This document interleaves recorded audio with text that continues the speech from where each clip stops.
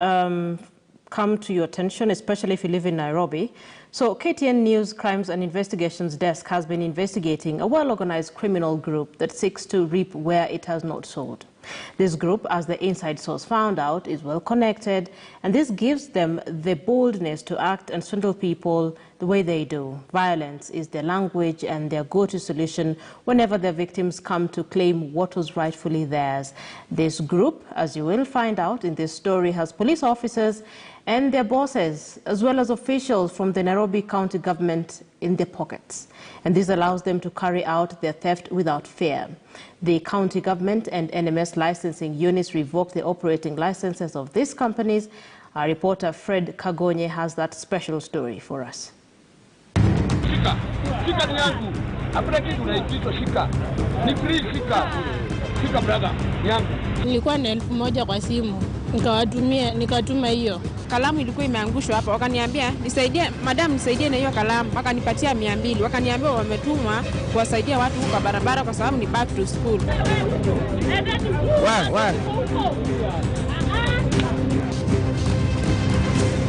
Gambling is in various ways, and in one way or the other, some of them purport to be doing genuine business. Naweza tengeneza hata 1500 kwa siku. So unaona ukipatia hiyo, wakifanya hiyo kazi siku 10, already wako na milioni 5.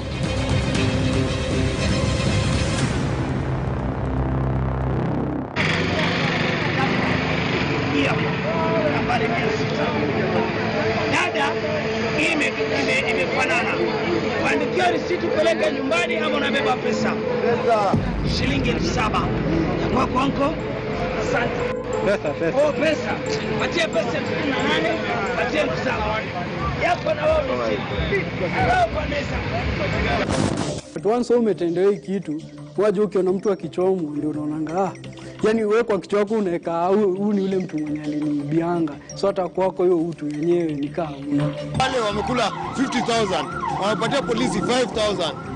Sasa wewe utasema nini? Polisi yako mkono mbele. Wale wote tumepata wakibia wananchi, hao tunashika na wanapelekwa kotini. On a typical day, Nairobi City is a busy place. People are running up and down trying to get this or that sorted. And at the end of the day, what they want to have is some money in their pocket. Now, it is this money that a few group of individuals have chosen to target. They are in the business of conning people. My name is Fred Kagonye, and this is the Inside Source.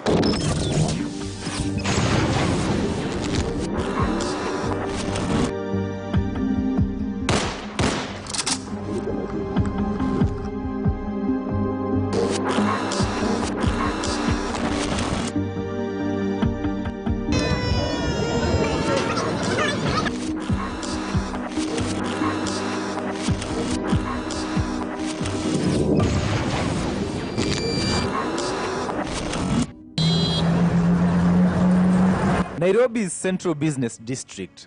More than 4 million people rely on this city for their survival. On a typical day, some will go home celebrating the day's triumphs. Others will bring theirs to a close with tears and regret. Ngoja tuangalie. Hii kopita. Na hii wameshinda moja shida. Umejishindia ngapi? Some will reap their dues in an honest way. Kama tatu. Shika ni yangu. Hakuna kitu unaitwa shika. Ni free shika. Others will reap in dubious ways. Pesa. Oh, pesa.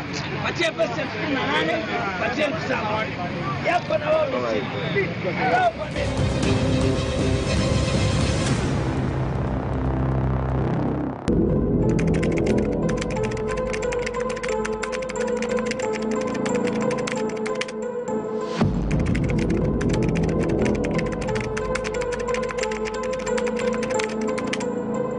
Security agencies as a team, we've discussed as a multi-agency, we've agreed, and are led by the regulating body, that is NMS.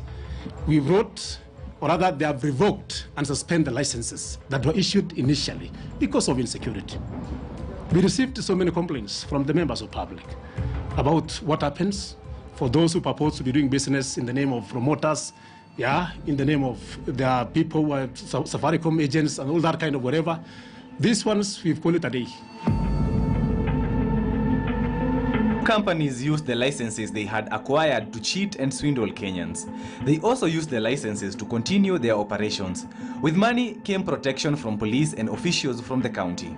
So Kenyans, again, be aware of the so-called easy things along the streets. When the deal is too good, you need to think twice. Because we've had so many complaints, which is occasioned by us having interest on quick things. Going for quick things can easily make you again suffer quickly. So we are advising Kenyans, go to genuine shops. Wherever we can address their location, we can be able to identify. That will give us ample time as police to also assist you and support you in case of any loss. We have been undercover for 8 months to reveal this story.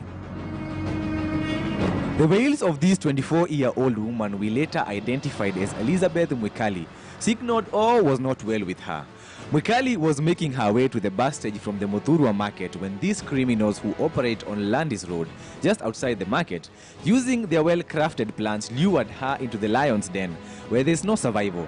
Here you lose everything, and anyone who is concerned and wants to intervene and come to the aid of the victims is chased with violence. Kalamu ilikuwa imeangushwa hapa, wakaniambia nisaidie, madam nisaidie na hiyo kalamu. Mimi nikaenda nikawapea, nikawasaidia, wakanipatia 200. Wakaniambia wametumwa kuwasaidia watu huko kwa barabara kwa sababu ni back to school. Nikamwambia asante. Nikienda kidogo wakanivuruta, wakaniambia niwape, wakachukua mfuko yangu, wakatoa pesa zote zenye nilikuwa nazo.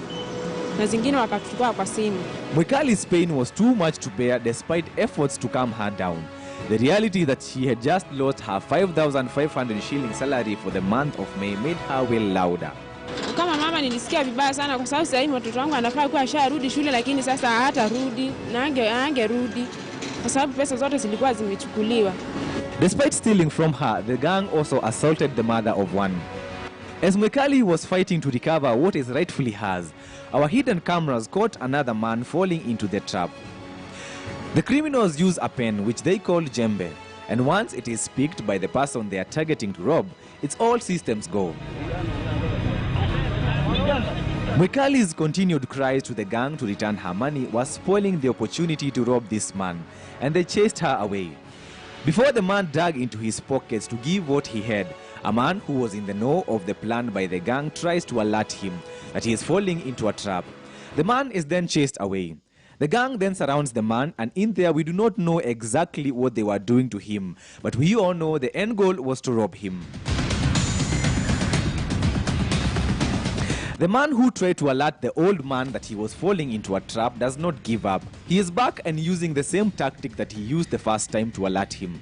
And this time he succeeds, and the man becomes aware of the looming danger. But we do not know what happened later because our focus was on Mwikali, who was now doing all she can to get some sort of help. Walianza kunivurutanisha, wakaanza kunipiga wote na kunirushanisha huko chini. Wakaniambia nipige nduru hata nikitaka nitoe nguo zote. Na matusi mengine mbaya hapo hata siwezi tamuka. We all knew that nothing would happen to the gang even if they were reported to the authorities. Armed with secret cameras, we followed Mwikali as she went to make a report. We wanted to see for ourselves how police would react, and so we made our way to the Kamukunji police station. What follows next is clear evidence that police are in bed with the criminals. As we waited for our turn to be served, Mwikali could not stop sobbing. Perhaps when she remembered how hard she had worked for her money, only to lose it to the heartless fellows. Her cries were not in vain. It attracted the attention of the officers who then ushered us into this office. And here she told of her tribulations. Then the officer makes a call. The person on the other end of the line was called Joro, who we thought was a fellow police officer, but would later find out that he was the leader of the gambling gang. Joro. Hello?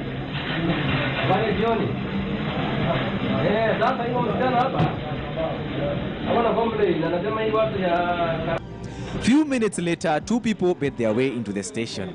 Our camera had captured the men in their business of conning people, who now left the station. While we were in the office, the officer who attended to us took money out of his pants left pocket and started counting under the table, while his female colleague closely watched. We did not know the amount of money he had in his pocket. The act left us with many questions than answers. If the business the gang is running was legal, why did they return Mwikali's money? If it is an illegal business, why didn't the police arrest the two men? Nasikia vibaya sana na siwezi waamini kwa sababu wameambiwa watumikie watu lakini hawatumikii ipasavyo. Wamechukua wajanirudishia pesa zangu zote. Walikuwa wanafaa kuwashika au wezi waingize ndani ndio wanichukulie pesa zangu na ndio hizo nini wizi ikome. In our 8 months investigations, we met another lady who is a student at the University of Nairobi. Elizabeth Koki lost 1,500 shillings, which was her bus fare and upkeep money while in school. Koki says she was lured into the trap by a woman we now know is part of the gang. She acts as a victim and gives her money so as to get a real victim to give their money as well. Mwapea 500 cash, then wakasema kama kuna pesa nyingine kwa simu. Watumia walikuwa wanasema 5,000, nikamwambia sina. Nilikuwa na 1,000 kwa simu.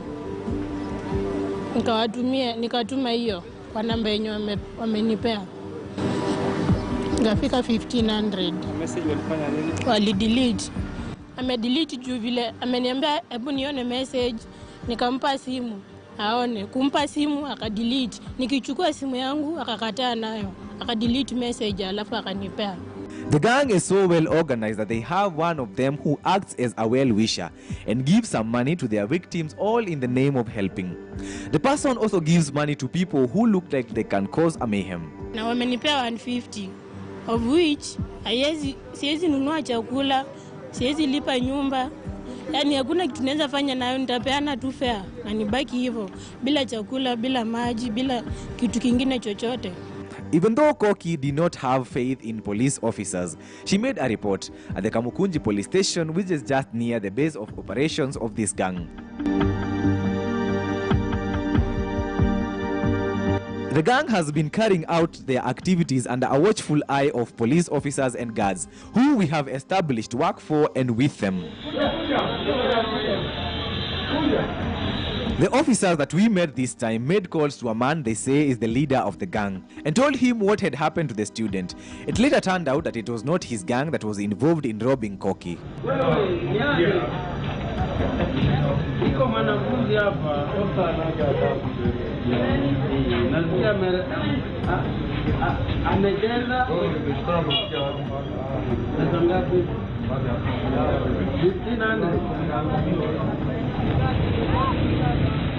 We were taken to where the gang that had robbed Koki of her bus fare and upkeep money operates from. The plainclothes police officers told the gang that what they did to Koki wasn't good, and they would not negotiate on the amount of money they were to give her. Koki got her 1,500 shillings back, and the leader of the gang threatened to shoot my colleague Siraju Rahman Abdullahi when he sees him again.